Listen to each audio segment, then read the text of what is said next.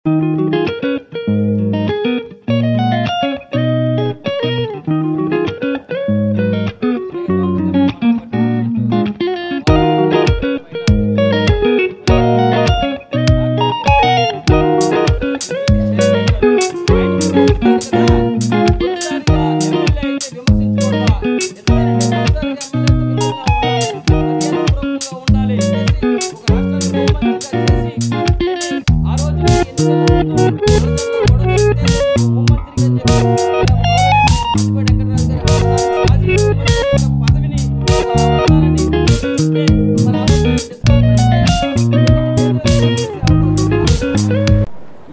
నియోజకవర్గంలో ఒక వింత ఒరవడి, ఒక వింత సరికొత్త రాజకీయాన్ని మన టీడీపీ కూటమి ప్రభుత్వం వారు కొత్తగా నేర్పించినట్లుగా ఉంది. మొన్న రీసెంట్గా మా గోపాలపురం నియోజకవర్గం నల్లజర్ల మండలంలో దొబ్బిడి పెద్దిరాజు అనే ఒక దళిత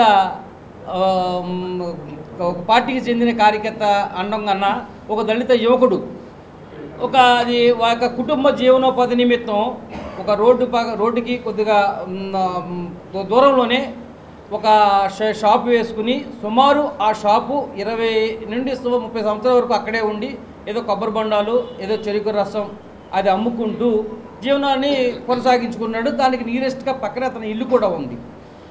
ఈ దాదాపు ఈ 20-30 సంవత్సరాలు అతను అక్కడ వ్యాపారం చేసుకుంటే ఎవరికి ఏ విధమైన ఇబ్బంది లేదు. కానీ ఈ కొత్తగా ఏర్పడిన కూటమి ప్రభుత్వం, మరి ఇప్పుడు ప్రస్తుతానికి కూటమి ప్రభుత్వం అనాలో టీడీపీ ప్రభుత్వం అనాలో నాకే తెలియని పరిస్థితిలో ఉంది. ఏది ఏమైనా ఈ టీడీపీకి సంబంధించిన పెద్ద నాయకులు ఆ షాపుని ఖాళీ చేయాలి అని సెక్రటరీ గారికి ఒత్తిడి చేసి సెక్రటరీ గారిని పంపించి అతని మీద ఎప్పుడు ఖాళీ చేస్తావు, మేము ఎన్ని పీకేస్తాం అని చెప్పి బెదిరించి భయపెట్టడం ద్వారా అతను ఏం చేశాడంటే ఒకళ్ళు ఈ షాపు పోలీసులు కూడా వచ్చి నువ్వు తీస్తావా అతను మేము పీకేయమంటావా అని చెప్పడం ద్వారా అతను వెంటనే ఆందోళన చెంది ఈ షాపు తీసేస్తే నా జీవనోపాధి మొత్తం కూడా పోతుందనే ఉద్దేశంతో ఆ షాపులో ఏదో చేలోకి ఏదో తెచ్చుకున్న మందు ఉంటే వెంటనే తీసుకుని ఈ షాపు పోతే నేను కుటుంబాన్ని పెంచుకోవడానికి నేను బతుకుండడం ఎందుకు అన్న ఉద్దేశంతో వాళ్ళ బెదిరింపులకు ఒత్తిళ్లకు టీడీపీ వాళ్ళ బెదిరింపులకు ఒత్తిళ్లకు తట్టుకోలేక మానసికంగా కృంగిపోయి అతను మందు సేవించి హాస్పిటల్ పాలయ్యాడు. ఆ మందు సేవించే టైంలో కార్యదర్శి అక్కడే ఉంది, పోలీసు వారు అక్కడే ఉన్నారు. ఆ తర్వాత అక్కడి నుంచి తీసుకెళ్ళి ప్రభుత్వ హాస్పిటల్లో జాయిన్ చేయడం జరిగింది. ఆ జరిగినప్పుడు ఎవరు వెళ్తారండి? దానికి సంబంధించిన అంటే మానవత్వం అనేది మనిషికి ఎంతైనా ఉండవలసిన అవసరం ఉంటుంది. ఆ మానవత్వంగా ఆలోచిస్తే ఒకవేళ చనిపోయేది ఈ రకంగా ఇబ్బంది పడిన వ్యక్తి ఒకవేళ వైఎస్ఆర్సీపీ అయితే కనుక దానికి ఏ పార్టీకి సంబంధించిన ఎమ్మెల్యేనే వెళ్ళవలసిన అవసరం ఉంటుంది. అదే ఒకవేళ వైఎస్ఆర్ కాంగ్రెస్ పార్టీ ఉండి ఒక టీడీపీ కార్యకర్త అటువంటి పరిస్థితి చేసినా కానీ అది హానరబుల్గా అక్కడ ప్రథమ పౌరుడుగా ఉన్నప్పుడు ఏం జరిగిందని కనుక్కుని ఆ కుటుంబానికి ఆశ్రయ విధంగా జరిగినాక ఒకవేళ మన ద్వారా జరిగిందా అని చెప్పడానికైనా తెలుసుకోవడానికైనా వెళ్ళవలసిన అవసరం ఉంటుంది. కానీ అటువంటిది ఏమీ లేకుండా మరి మొన్న తొలి అడుగు ఏదైతే సుపరిపాలన తొలి అడుగు, మరి సుపరిపాలన తొలుగు అడుగు అంటే ఆ సుపరిపాలన తొలుగు అడుగు దేనికి వేస్తున్నారండి? పేకాట క్లబ్కి తొలి అడిగేశారు, మట్టి మాఫియాకి తొలి అడిగేశారు, సందున బెల్ట్ షాపులు వ్యాపారానికి అవకాశం ఇచ్చి తొలి అడుగు వేశారు. ఏమండి, మహిళల మీద దాడులు తొలి అడిగేశారు, ఎస్సీల మీద దాడులు చేయడానికి తొలి అడుగు వేశారు.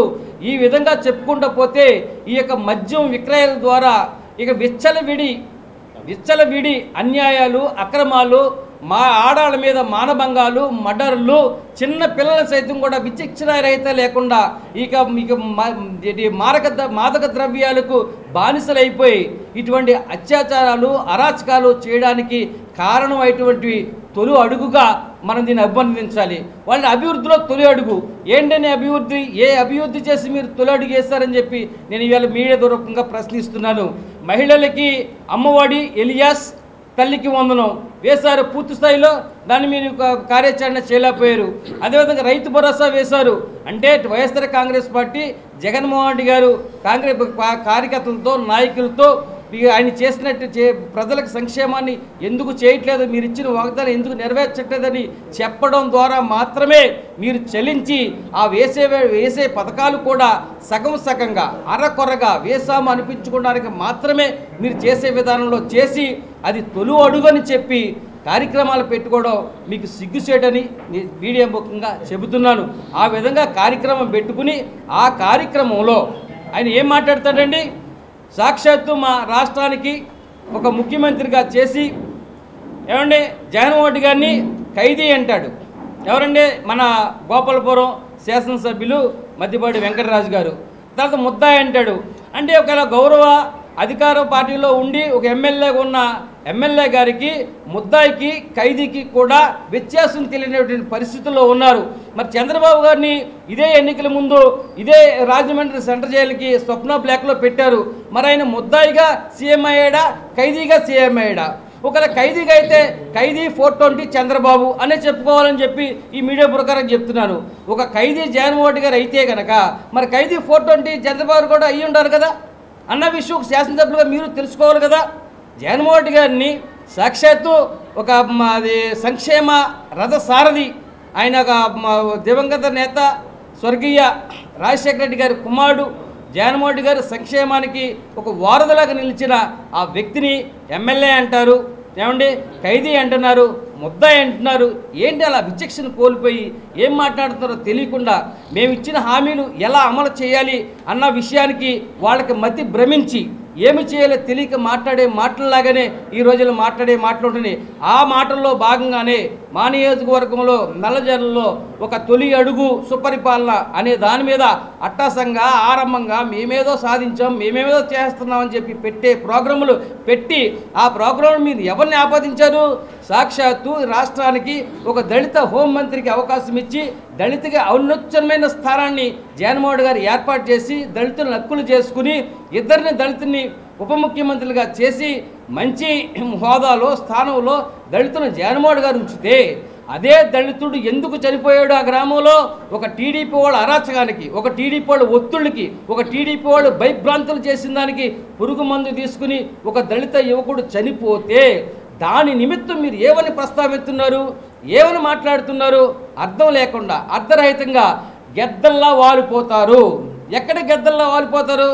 ఒక ప్రకృతి సంబంధంగా ఒక అగ్ని ప్రమాదం జరిగినా, ఒక విపత్తు వరదలు వచ్చినా ఏ పార్టీకి సంబంధం లేకుండా అక్కడికి వెళ్ళి చూడడం అనేది కనీస రాజకీయ నాయకుడిగా ఉన్న వాళ్ళకి కనీస ధర్మం. ఆపదలో ఉన్నవాడిని పలకరించడం వెళ్ళడం అది మానవత్వం. అంటే ఆ విషం తాగిన పురుగు మందు సేవించిన వ్యక్తిని పలకరించడానికి వెళితే ఆ యొక్క వ్యక్తిని పలకరించడానికి వెళ్ళి అతను అపస్మారక స్థితిలోకి వెళ్ళి ఒక 7 రోజులు ట్రీట్మెంట్ తీసుకుని అతను చనిపోతే అక్కడికి వెళితే గెద్దల్లాగా వెళ్ళిపోయారు. అంటే వైఎస్ఆర్సీపీ వాళ్ళు గెద్దల్లాగా వెళ్ళారా? నేను చెప్తున్నానండి, మద్దిపాటి వెంకటరాజు గారు ఒకటే గోపాలపురం నియోజకవర్గంలో దేవరపల్లి ఎంఆర్ఓ ఆఫీసులో సర్వే నెంబర్లో అవకతవకలు ఉన్నాయని చెప్పి ఒక సర్వేతో వాగ్వివాదం పడుతూ గుండి ఆగి చనిపోయాడు. ఇది వాస్తవం కాదా? అతను దళితుడు కాదా? అతను మీ పార్టీకి సంబంధించిన టీడీపీకి సంబంధించిన హార్డ్ కోర్ వర్కర్. అతని పేరు చెప్తానండి, దియ్యాల వెంకటరావు. అప్పుడు మేమైనా గెద్దలా వాలిపోయామా? దాన్ని ఇష్యూ చేశామా? ఒక ఎంఆర్ఓ ఆఫీసులో అధికార గవర్నమెంట్లో ప్రభుత్వ అధికారుల నిర్లక్ష్యంతో జరిగిన ఆన్లైన్ అవకతవకలకే అతను ఆవేశపడుతూ ఆరాటపడుతూ నా భూమిలకు అయిపోయిందని అడుగుతూ గుండాగా చనిపోయిన వ్యక్తి చనిపోతే మేము గెద్దల్లా వాలిపోయి దాన్ని ఏమన్నా ప్రశ్నించడానికి మేము అడిగామా? జరిగింది, అది అన్ఫార్చునేట్లీ జరుగుతాయి కొన్ని అని మేము చూసి అది జరిగే పరిణామాలుగా వదిలేసాం. అదేవిధంగా గోపాలపురం నియోజకవర్గం నోట్ చేసుకోండి, వేళచంద్ర గ్రామం నిండు గర్భిణి. ఇదే ప్రభుత్వ అధికారులు డాక్టర్ల నిర్లక్ష్యంతో 4 సార్లు ఆవిడకి మత్తు మందు ఇవ్వడం జరిగింది. దాని ద్వారా ఆవిడ నిండు గర్భిణి చనిపోయింది.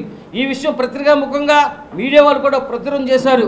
అది జరిగిన తర్వాత కుటుంబ సభ్యుల ఆవేదన బట్టి, ఆక్రందన బట్టి, ఆ కుటుంబానికి వచ్చే ఆర్థిక భరోసాను బట్టి కొంతమంది మేము ఏం చేస్తామంటే జరిగేదాన్ని చూస్తూ కూర్చుంటాం. ఆ పరిణామాలను ఒక పరిణామంగా ఇటువంటి పరిస్థితి ఒకటి ప్రభుత్వానికి సంబంధించిన ప్రభుత్వ డాక్టర్లు సాక్షాత్తు గవర్నమెంట్ హాస్పిటల్లో ఆ ఇచ్చిన మత్తు మందులు వికటించి ఒక నిండు గర్భిణి చనిపోయింది. అది మీకు తెలుసు, మీరు పరామర్శించారు, మీరు ఆర్థికంగా భరోసా ఇచ్చారు. కానీ అప్పుడు మేము గెద్దల్లో వాలిపోయామా? మేము వెళ్ళాము, ఆయన కుటుంబాన్ని పరామర్శించాము, వాదార్చాము, వచ్చాము. అప్పుడు కూడా ఇదే మన రాష్ట్ర మాజీ హోంశాఖ మంత్రివర్యులు తానేటి వర్తి గారు కుటుంబానికి వచ్చి హక్కును చేర్చుకుని మీకు ఎప్పుడు ఏ అవసరం వచ్చినా కానీ నన్ను కలవండి అమ్మా, మీ అవసరం నేను ఉంటానని చెప్పడం జరిగింది.